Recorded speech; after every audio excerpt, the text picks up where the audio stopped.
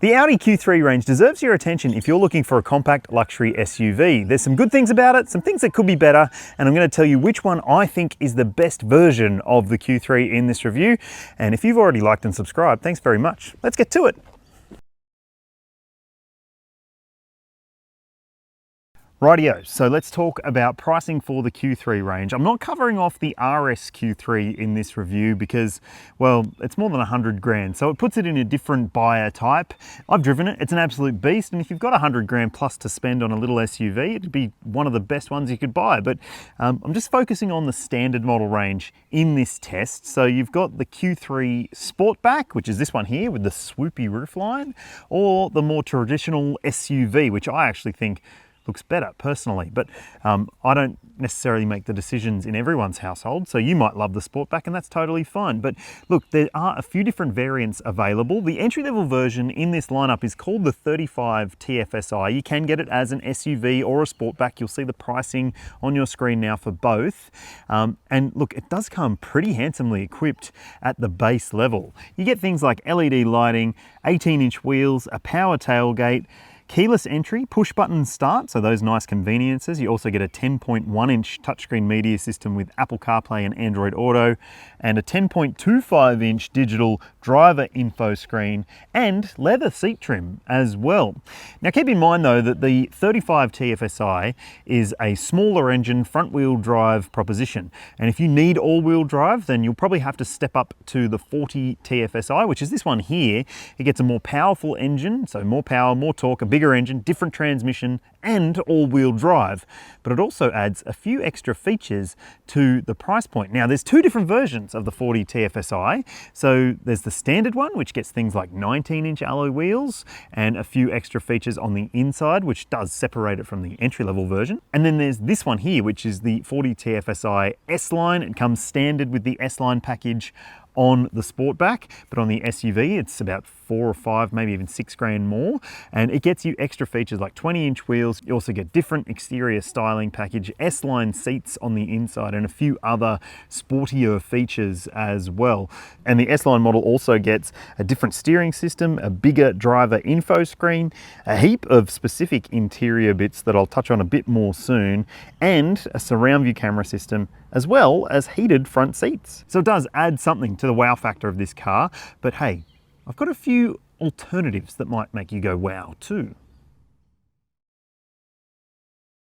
If you're looking for something that's small and sporty and looks fantastic, then maybe the Cupra Formentor might be the best alternative to this. It's a slight little bit bigger, but it is a very, very impressive SUV with a bunch of different variants available, including a plug-in hybrid. So if you're thinking about the future, it might be a very good option for you, or one of the sporty versions with plenty of power and torque. There are plenty of options to choose from in that lineup. Another option you might want to have a look at is the Mini Countryman, the new generation model. Yep, all new, new interior, new exterior.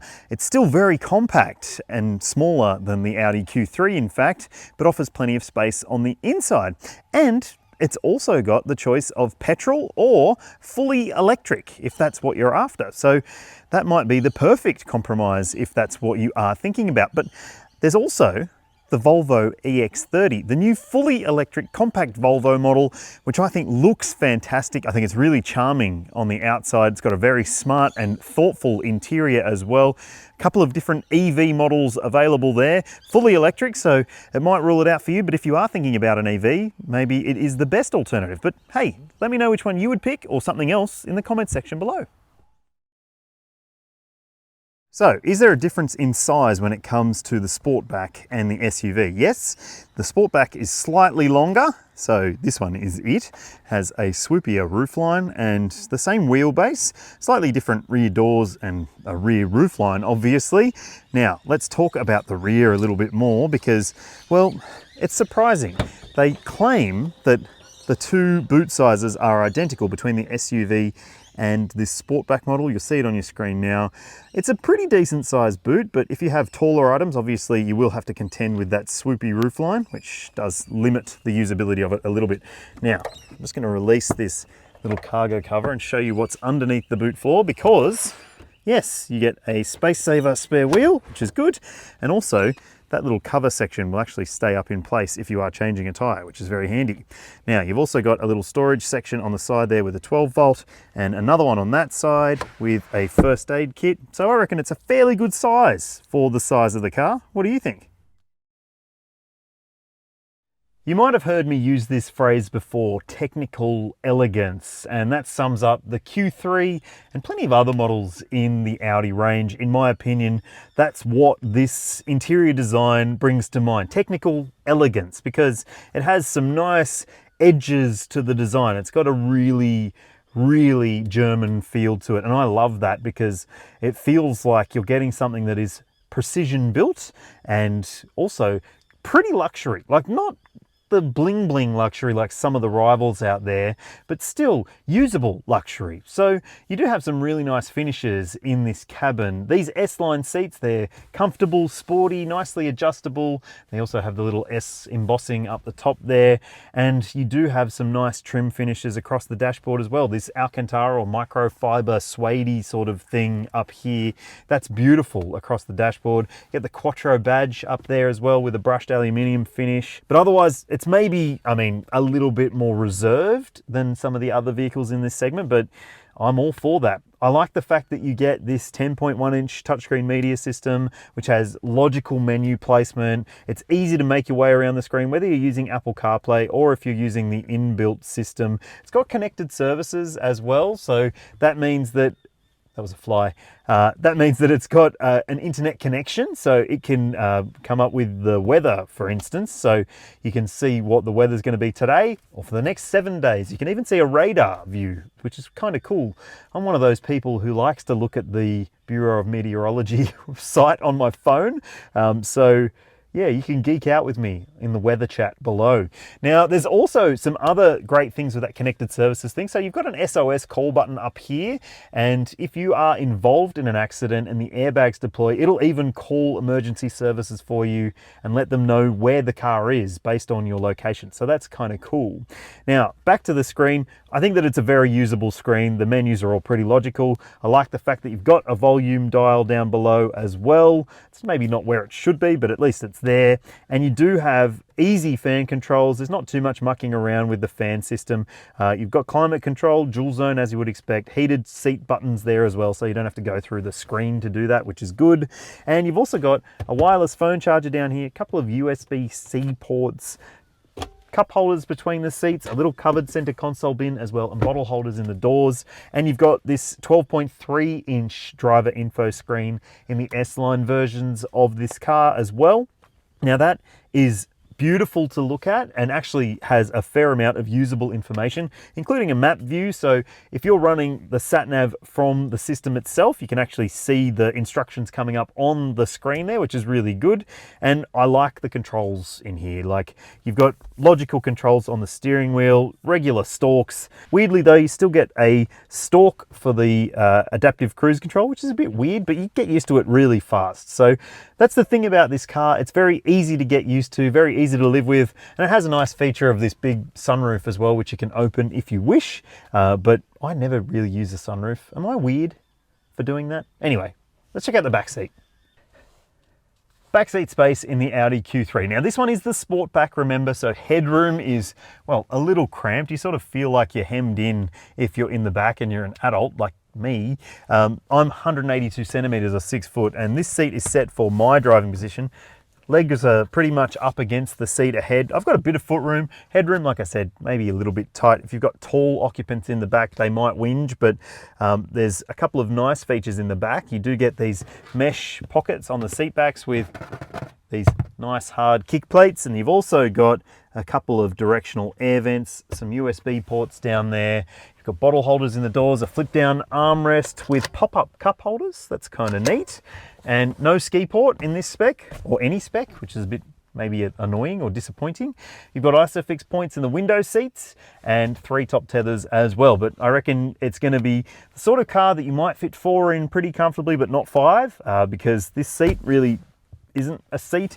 And you've also got this transmission tunnel intrusion in the middle, which does make things a bit tight. But hey, for parents with 1 or 2 smaller kids, or grandparents who occasionally do the kid pickup or whatever, it could be perfectly fine. It's not necessarily the most practical small SUV in the segment, but hey, I still think it's pretty good. I just wouldn't choose the Sportback. I'd choose the SUV because the SUV is cooler. Now, the Q3 comes with a couple of engine options available. The entry-level version, the 35 TFSI, is a 1.4 litre turbo petrol engine. You'll see the outputs on your screen now, and if you're familiar with the Volkswagen Group product range, you'll know that those are familiar outputs. Yes, it's got a 6-speed dual-clutch automatic transmission and front-wheel drive only. If you need all-wheel drive, or you need to step up to the 40 TFSI, you get more power and more torque from a larger capacity engine, a 2-litre 4-cylinder turbo petrol, and a 7-speed dual clutch automatic transmission with quattro all-wheel drive. So look, it seems okay, but it is lacking any sort of hybrid or plug-in hybrid or electrified version. But there is a Q4 e-tron coming soon, so might that be the right car for you? Hopefully I'll get to do a review of it when I can. So what is the Q3 like to drive? Well, it really does depend on which version you pick. Look, the 40 TFSI, it's obviously the more powerful version. It's got quattro all-wheel drive, so in theory it's a sportier drive experience, but I really can't come at the idea of this being a sporty SUV. It just doesn't have the same level of sportiness as, say, the Cupra Formentor, which I mentioned earlier, which does feel a bit more intentful in the way that it drives. This still feels like a pretty nice SUV to live with, but there are some things that maybe aren't as nice as they could be for a car with this kind of price tag.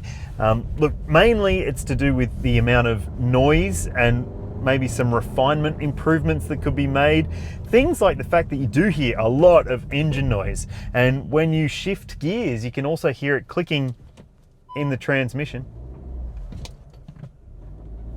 Yeah, you can hear some rattle sort of sounds from the transmission, which maybe aren't as remote as they probably should be from the person who's driving. There's also a fair bit of road noise in this car, so you might find that on the freeway or on the highway it can be a little bit annoying to live with. And look, this one is the S-Line version, so it gets the biggest wheels and the most low profile tires, but they're also the most grippy tires. So look, I think that there are swings and roundabouts with this car in terms of the drive experience, and look, over some bumpy sections of road, I think that it's a pretty good ride in this 40 TFSI one.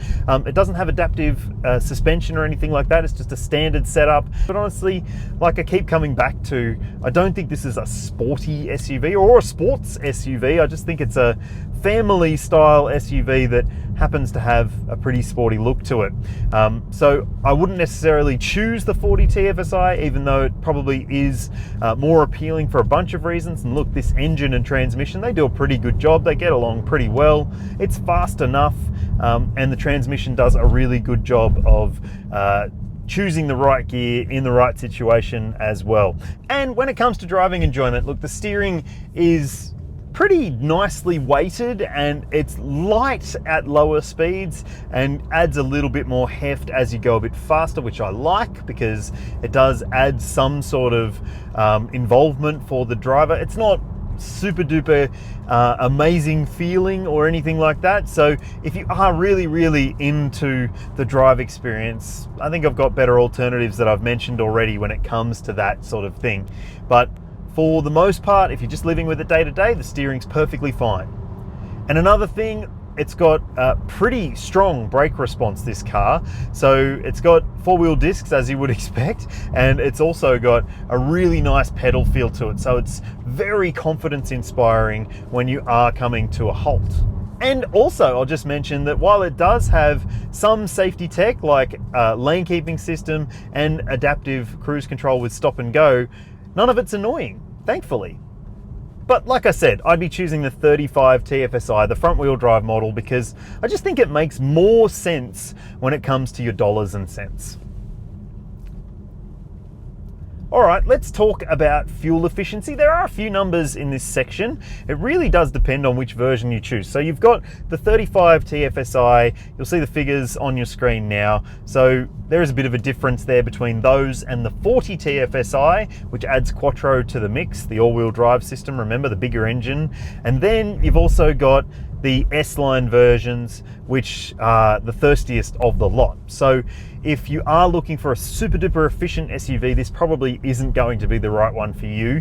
But if you're wondering what I've seen over my testing in this car, including a mix of highway, freeway, open road, urban, stop start, the boring stuff, the daycare drop-offs, all that sort of stuff, you'll see the number on your screen now. And I think that's okay. And if you can replicate that in real world driving, I reckon you'll be okay with it too. The Q3 comes with a 5-star ANCAP safety rating from 2018, so it's still valid, but not for much longer. And it does come with a heap of standard safety technology and equipment. So you've got autonomous emergency braking with pedestrian and cyclist detection. There's a lane keeping system, adaptive cruise control, now with stop and go technology, didn't previously have that.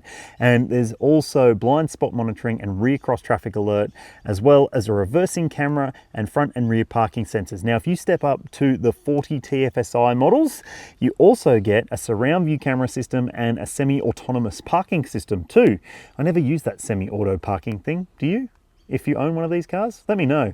Now, also, you should know that it's only got 6 airbags, dual front side, and full length curtain, which is less than some of the others out there in the segment these days.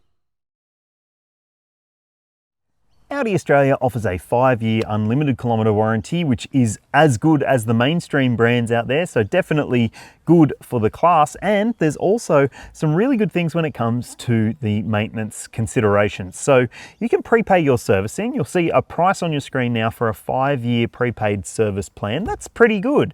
But there's another level when it comes to the Audi prepaid service options, and that will push your servicing to 7 years, and you also get an additional 2 years of warranty. Yep, a 7-year warranty for your brand new Audi, and also 7 years of cap price servicing, which is on par with some of the budget brands out there, and in fact makes it a pretty compelling option for those who are looking for a premium brand with a long ownership potential to it. But also keep in mind, it could add to your resale value because you can pass those benefits on to the next owner if you decide that after 3 years, maybe this car isn't right for you anymore for whatever reason. So it does seem to stack up pretty well. So there you have it, the Audi Q3, the entire range covered off in this review, and my pick would be an SUV version, and I would go for the base model because I like to save money. But tell me what you think in the comments section below. Would you go for a Q3? If you own one already, I'd love to hear from you. Please let me know if you've had any issues with it, and also if you haven't already subscribed, please do. It does help grow the channel, keeps me in a job. This is my job now. Okay, thanks for watching, see you later.